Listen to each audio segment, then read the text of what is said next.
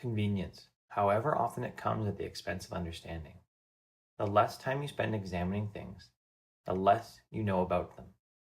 When it comes to understanding how you spend your life, it's important to slow down and take the time. In 2018, I launched a new podcast called Should I Read It? My thinking was that I was going to do book reviews regularly anyway. I had a large backlog of books that I had reviewed. Why wouldn't I use the content a second time as a podcast? It was a quick jump from there to look at the over 70 books I had reviewed, and I realized that I averaged more than a book a week. I thought I could do a twice weekly podcast on books. I dove into this with relish because I love reading. I started to look for ways to optimize what I was doing. How could I take my notes faster? How could I link topics together better? Could I maybe do 3 books a week? Unfortunately, my quest for optimization cost me something. For years, I have been taking notes on a paper notebook. I even said many times that if a quote wasn't worth the effort of writing down on paper, it wasn't a worthwhile quote. The constraint of handwriting forced me to be picky.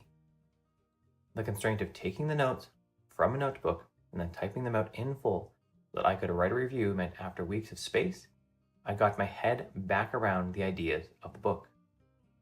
My typing would mean I added more notes and thoughts with each entry I moved across from paper to digital.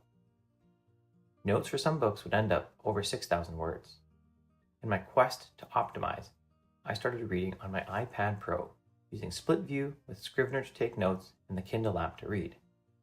My thought was that if I wanted to keep up the breakneck speed of book reviews, I needed to get my notes into a form I could use for a written review faster.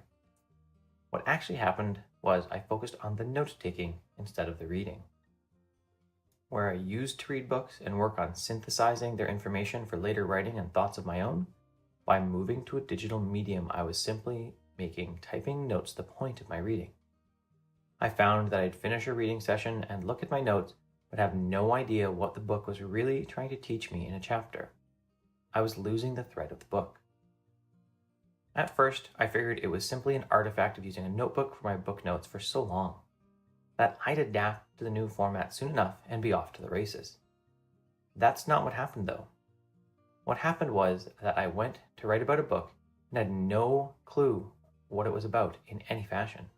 Where a regular book review took me 60 to 90 minutes to write, a review with a new book format took me 2 to 3 hours to write. Much of this time was spent flipping back through the book, filling in holes in my own understanding. Even worse, it took 5 written reviews for me to realize what was happening. By that time, I had 10 books in the bank of digital notes. Instead of saving myself time, I had added at least 10 hours to a job. You can see the gap in my podcast production, with at least 2 long intervals between episodes. I see the results of this in the audience numbers that I get in my Transistor account. According to Transistor, I halved my listeners by trying to speed up. Probably the biggest cost is not some external metric of popularity like podcast listeners. The biggest cost is to myself.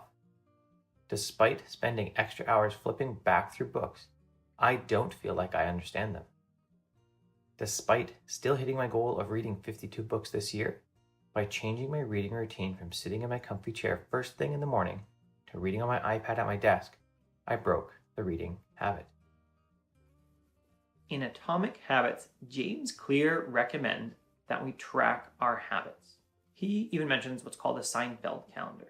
And a Seinfeld calendar is a calendar where you put an X on every day when you've done the habit, and you don't break the chain.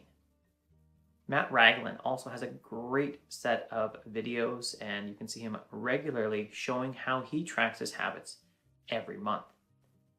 Now, outside of my workouts, I really have not been a good habit tracker. I have got up and just done my day. I haven't really worried about it.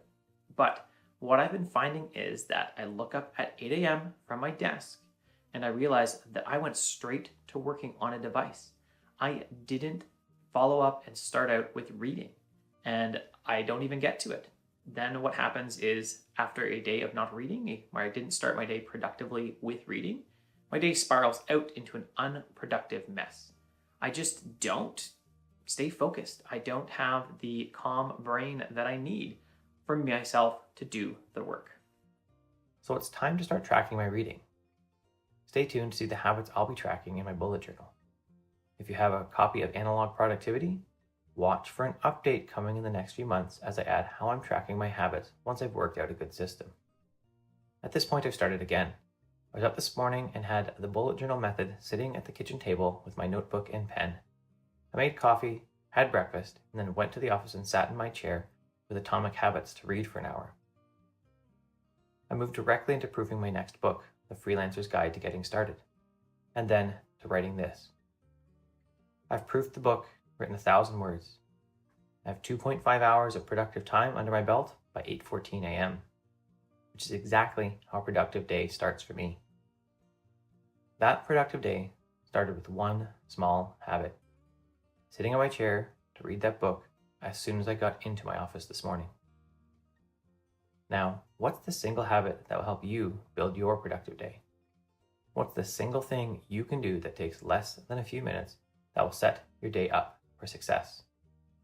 If you don't know, it's time to stop and figure it out. Hey, thanks for watching. My comfy reading chair right here. If you'd like to support the channel, what you can do is subscribe below. If you have any other reading tips, I'd love to hear them. If you'd like to see the rest of the work I do, you can go to curtismchale.ca. Check out my blog, check out the other podcasts I do. Have an awesome day.